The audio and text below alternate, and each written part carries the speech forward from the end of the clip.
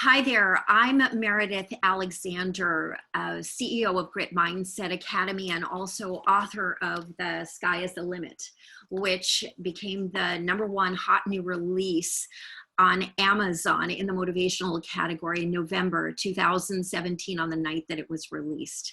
If you are familiar with our story, you know that I am by no means a stranger to having to learn to thrive in the midst of chaos, having to learn how to thrive in the midst of epic change and total unpredictability and quite frankly, what feels like crisis mode. In 2016, my youngest daughter, who was 22 at the time, was on a fellowship from Yale in South America. She had just finished helping to build a school, and she was about to start the next leg of this adventure, working with a different village of the indigenous population to help them further their weaving industry so that they could turn it into a social enterprise and go out and really even more positively impact the world. Before she started that leg, she and a colleague decided to take a quick trip down to Colombia and to explore and to really take advantage of everything that South America had to offer. So part of this adventure was to be a whitewater rafting excursion. So that she and this group of tourists completed the first part, the real dangerous part over the whitewater, and were guided to this beautiful little grotto where they pulled in. It was perfect for swimming. There was even a ledge where they could jump off and splash and just have an amazing time. Well, as I'm told, as they were getting ready and getting back into the rafts to move on to the next treacherous leg of the journey, one of the guides went up to take a group photo. And somehow, no one has any idea how this happened, but somehow this massive rock pulled away from the mountain and came plummeting down on Skylar, basically leaving her for dead. She had, as her companion said, a laundry list of injuries, many of which were life-threatening. And it was just a miracle that they were even able to get her the hour-long distance over the dirt roads and to find a hospital in Colombia that even had an ICU. But miraculously, in our case, not only did that particular hospital have an ICU, but the lead neurosurgeon professor from University of Bogota had actually retired to this tiny little town in Colombia.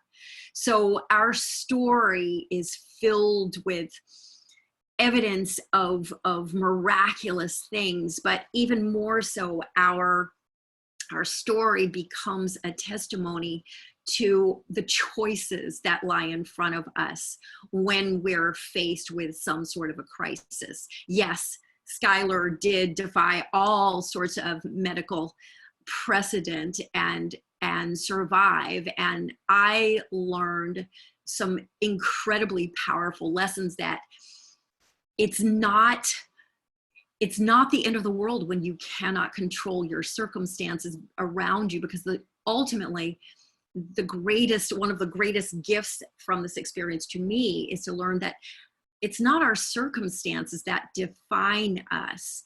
And at the risk of sounding a little bit cliche, it is how we play that inner game. It is what we choose to make these circumstances mean in the context of our life, how we choose to authentically view the story, and we can impact that interpretation. We can definitely influence what we think, and therefore how we feel and what we make this mean, and therefore that inner narrative influences our action and ultimately the results that show up.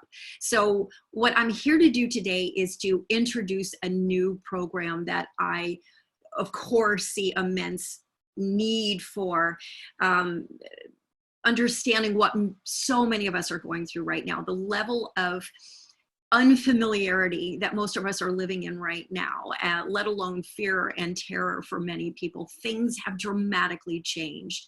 And being thrust in our face is that if we rely on controlling the outer circumstances, we're very fragile, and that much more attention needs to be immediately paid to that one resource that we cannot delegate to other people, that we cannot ask other people to take on to protect us. It is that resource of our mindset, and having a sense of personal greatness and sense of can do that will carry us through these moments of crisis. So today I am here to tell you that I have a new program that I would love to share with you and your organization and your group, that not only highlights things that we can do, that we do have the power to do immediately when faced with a crisis, but also some of the really, really important things not to do in the midst of the crisis, things that will slow you down, things that will kill your momentum, things that will get in the way, things that will lead to tangles that could be free flowing if you can dodge these missteps. I want to share with you some of my biggest takeaways of how I was able to get actually very quickly on that airplane as I was zooming down to South America at 30,000 feet. And I knew that this perfect storm of negative emotion was not acceptable. I was going to be, if I stayed in that place, I was going to be powerless to help my daughter at all. And that was critical to me, is that I find some way to re-tap into some level of greatness that would help me maybe even create a miracle, help me become one of those people looking back over time, those many, many people throughout humanity who have faced impossible challenges and emerged even stronger and victorious, people who have experienced miracles, seen miracles in their lives. How did they do that?